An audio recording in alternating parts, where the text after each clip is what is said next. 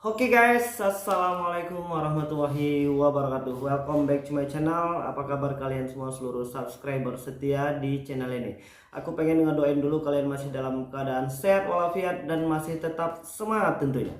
Oke, hari ini kita pengen ngebahas lagi ya tentang kawan-kawan yang mungkin hari ini masih telat bayar atau gagal bayar. Dan sebenarnya itu berapa lama sih teror yang akan mereka lancarkan? Berapa lama juga sih mereka itu boleh menagih debitur yang mungkin telat bayar? Itu sudah diatur dalam Undang-Undang OJK. Dan berapa sih jumlah bunga yang harus dibayarkan debitur yang hari ini gagal bayar? Oke, buat kalian yang mungkin belum menekan tombol subscribe dan tanda loncengnya, silahkan ditekan dulu tombol subscribe dan tanda loncengnya supaya kalian nggak ketinggalan semua notifikasi video-video terbaru dari channel kita secara gratis. Buat kawan-kawan yang mungkin masih diteror ya, karena dalam satu malam ini aku mendapatkan sebuah komentar yang aku anggap cukup miris sekali.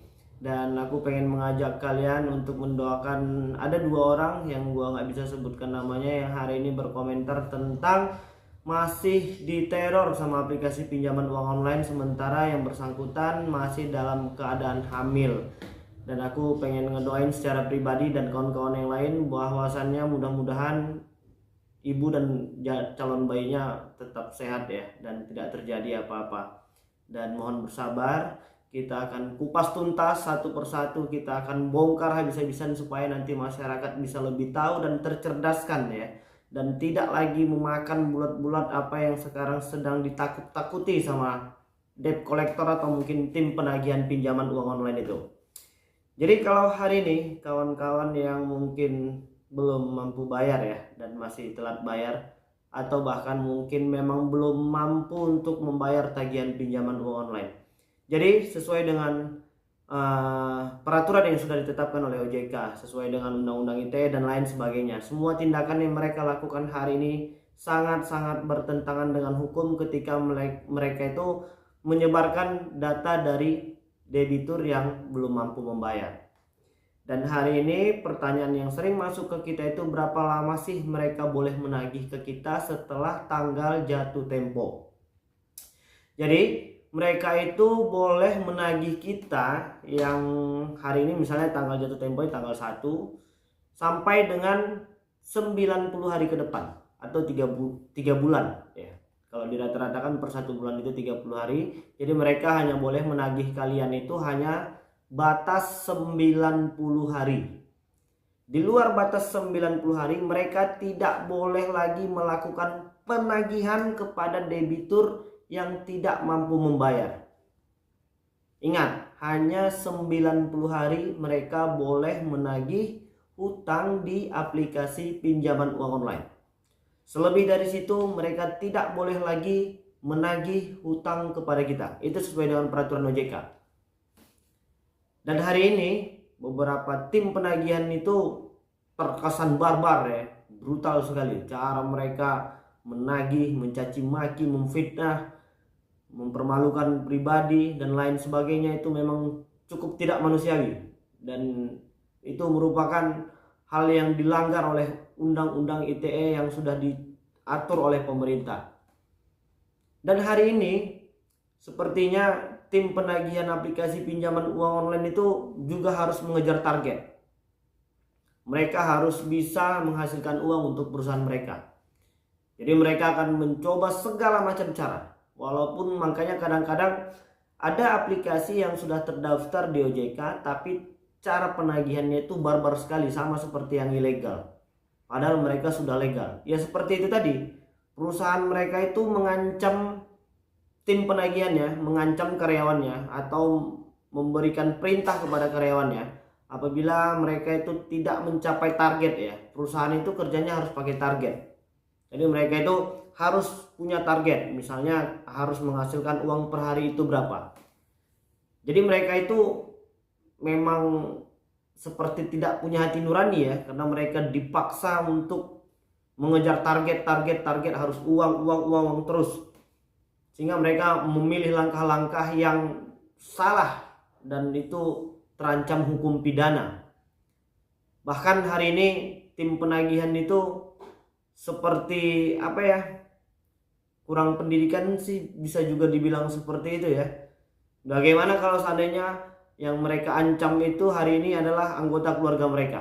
Coba bayangkan sendiri. Jadi mereka itu hanya boleh mengejar dan menagih hutang itu hanya 90 hari sesuai dengan peraturan yang sudah ditetapkan oleh OJK. Makanya selama 90 hari itu mereka akan kejar kita terus-terusan. Mereka akan uber-uber kita kemana aja. Mau satu hari itu mereka itu telepon kita bisa puluhan kali dengan nomor-nomor yang berbeda-beda. Jadi yang hari ini sedang merasa sakit hati, yang sudah mungkin disebar data dan dipermalukan, dicaci maki, dihina, cara terbaiknya itu ya ketika mereka sudah melakukan pelanggaran itu seperti sebar data, seperti mempermalukan kita, ya udah nggak usah dibayar sekalian.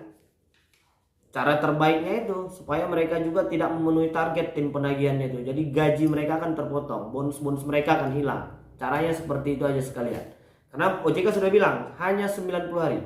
Jadi pertanyaan selanjutnya, bagaimana kalau seandainya Bang sesudah 90 hari kita ditagih, tidak usah dibayar? Itu sudah OJK yang bilang, tidak usah dibayar. Jadi bagaimana Bang dengan hutang-hutang kita? Ya OJK bilang sudah tidak boleh, sudah dihanguskan itu hutangnya. Tidak boleh lagi mereka itu melakukan penagihan setelah 90 hari. Jadi bagaimana dengan hutang kita? Apa risikonya ketika kita tidak membayar hutang di aplikasi pinjaman uang online itu?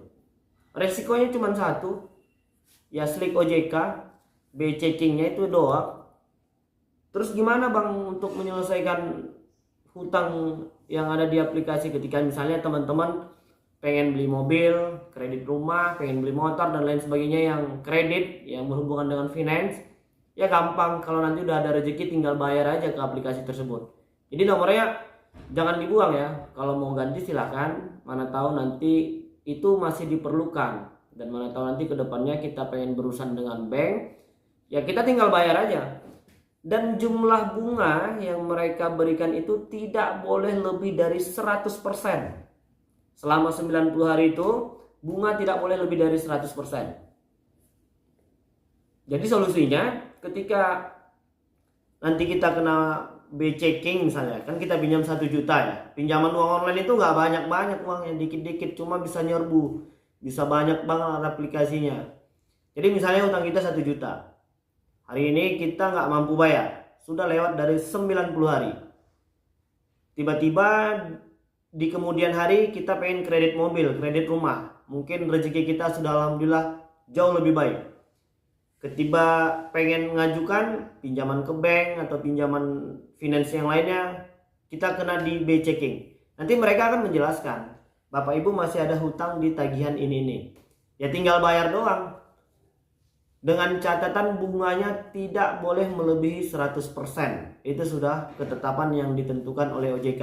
Jadi kalau hari ini hutangnya 1 juta, kalau kita pengen bayar udah gagal bayar lebih dari berapa bulan, lebih dari 3 bulan, harus bisa dipastikan jumlahnya hanya mencapai 2 juta. Lebih dari situ itu sudah melanggar ketentuan OJK.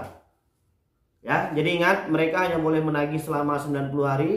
Kadar bunganya tidak boleh lebih dari 100%. Dan ketika nanti kita pengen mengajukan pinjaman ke bank atau ke finance yang lain itu kita terkena B-checking, ya kita tinggal bayar aja utang kita yang ada di aplikasi tersebut. Jadi jangan stres ya. Memang sih benar, yang namanya kita diuber-uber, diintimidasi itu ya memang membuat hidup kita nggak nyaman ya. Terlalu banyak peraturan yang harus kita ikuti dari mereka itu. Lawan saja sekalian, karena memang itu sudah tidak sesuai dengan peraturan yang sudah ditetapkan oleh undang-undang dan OJK. Jadi sebenarnya ini tim penagihannya ini yang mengejar target, masyarakat yang menjadi korban.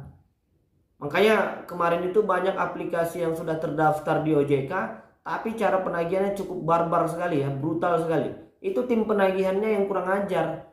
Mereka ingin mencapai bonus, ingin mencapai target, masyarakat yang malah dikorbankan. Jadi bagaimana Bang cara kita membalasnya dengan cara yang baik, benar dan sopan, yang gak usah dibayar kalau mereka itu sudah sebar data, karena mereka sudah melanggar ketentuan hukum. Ya bagaimana Bang kalau nanti kita kena di B-checking? Ya udah, kedepannya kita tinggal bayar aja. tapi setidaknya akan melepaskan kalian dulu dari tingkat stres yang tertinggi saat ini, dari tingkat stres yang terberat. Yang penting kita lepas dulu dari situ. Masalah uang bisa kita cari, tapi kalau masalah kesehatan, masalah harga diri yang saat ini sudah dipermainkan sama aplikasi, tidak ada tawar menawar di situ. Dan cara melawannya ya seperti itu, nggak usah dibayar sekalian. Jadi mereka juga nggak dapat bonus, tim penagihannya juga nggak mencapai target. Lama kelamaan gaji mereka yang akan habis dan dipotong oleh perusahaan. Jadi udah cukup jelas ya kawan-kawan. Dan mudah-mudahan hari ini yang masih banyak telat bayar ya, yang masih merasa diteror dan diancam itu, saya mengerti posisi kalian. Dan itu memang cukup berat sekali ya. Apalagi untuk para ibu-ibu atau adik-adik perempuan yang lainnya, itu mereka akan merasa stres. Bahkan beberapa hari ini banyak komentar yang mengatakan mereka itu sampai sakit. Di video sebelumnya kita udah ngebahas habis ya tentang persiapan mental menghadapi yang namanya tim penagihan. Kalau masalah debt collector itu nggak usah dipikirin. Ini masih terlalu banyak hari ini pertanyaan bang untuk daerah Bandung, Jawa, Klaten, Banten, Pekanbaru, Riau, Aceh. Ada nggak bang itu debt collectornya? Untuk sampai dengan hari ini, kalaupun ada aplikasi pinjaman uang online yang punya debt collector, itu hanya untuk aplikasi yang besar. Yang sampai hari ini kita tahu itu punya debt collector lapangan itu adalah aplikasi Akulaku sama Kredivo. Jadi kalau andainya hari ini kalian belum mampu bayar di Kredivo dan Akulaku, kasihlah penjelasan yang baik dan benar. Mereka itu sejauh ini menurut aku ya, aplikasinya ya, bukan tim penagihannya, sudah cukup oke lah. Artinya dari segi pembiayaan, dari segi biaya pinjaman, mereka itu, terkecuali KTA asetku yang di Akulaku itu masih tergolong mahal kalau menurut aku. Kalau untuk di dana cicil itu murah, sampai dengan limit 15 juta. Untuk yang di akun premium di Kredivo itu sampai dengan 30 juta. Pembiayaannya juga masih dalam kategori yang wajar. Jadi bang, bagaimana kalau seandainya debt collector Akulaku atau Kredivo datang ke rumah? Ya biasa aja. Jangan takut, mereka itu nggak bakal mukulin kalian, nggak mungkin ngebukin kalian itu di kampung kalian, nggak mungkin mukulin kalian itu di daerah kalian. Bisa berabe nanti, pada ngumpul nanti orang sekampung jadi ribet. Mereka juga nggak mau membuat tindakan-tindakan yang konyol yang bisa mengancam diri mereka sendiri. Jadi harus tetap tenang. Ini saat ini banyak teman-teman yang ketakutannya itu malah diciptakan sendiri. Jangan. Itu sudah pasti nanti terakhir stres ya, jatuh sakit, keluarga jadi nggak bisa diurus, pekerjaan jadi harus ditinggalkan. Malah gara-gara itu nanti bisa dipecat nanti dari pekerjaannya. Tambah lebih buruk lagi situasinya nanti. Jangan ciptakan rasa-rasa takut yang hal itu belum terjadi. Sedangkan yang sudah terjadi saja masih bisa kita atasi. Ya, jadi tetap sabar lah. Buat kawan-kawan yang hari ini pengen minjol, jangan minjol. Karena efek negatifnya itu lebih banyak di samping semua kemudahan yang mereka berikan hari ini. Ya, jadi mungkin itu dulu ya yang bisa aku sampaikan. Dan mudah-mudahan video ini bermanfaat untuk kita semua. Jangan klik sama tombol like-nya ya. Boleh ditekan dulu tombol like-nya supaya nanti video ini juga bisa ditonton oleh teman-teman yang lain. Jadi mungkin itu dulu. Assalamualaikum warahmatullahi wabarakatuh.